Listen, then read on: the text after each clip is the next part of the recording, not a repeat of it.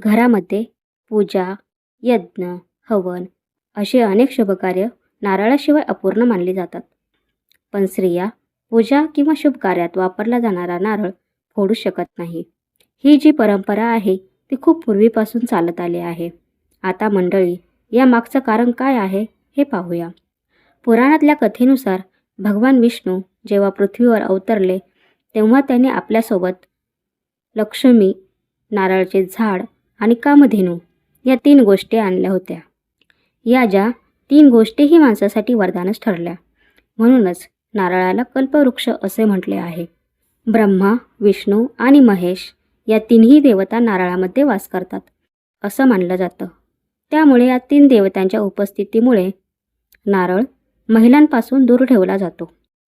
नारळ हे भगवान विष्णूंनी पृथ्वीवर पाठवलेले फळ मानले जाते. या फळावर फक्त माता लक्ष्मीचा अधिकार आहे. म्हणून माता लक्ष्मीशिवाय कोणती स्त्री नारळ फोडू शकत नाही. नारळाला बीज मानले गेले आहे आणि स्त्री बीजाच्या रूपात मुलाला जन्म देते.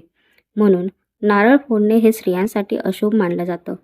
अशी एक धार्मिक मान्यता आहे की एकदा विश्वामित्रांनी भगवान इंद्रदेवावर कोपून एक वेगळा स्वर्ग निर्माण केला आणि त्यानंतरही महर्षीचे समाधान झाले नाही. तेव्हा त्यांनी एक वेगळी पृथ्वी निर्माण करण्याचा निर्णय घेतला आणि प्रथम मानवाच्या रूपात नारळ घेतला, ज्या नारळाला मानवी रूप देखील मानले जाते. नारळामध्ये 3 डोळे असतात.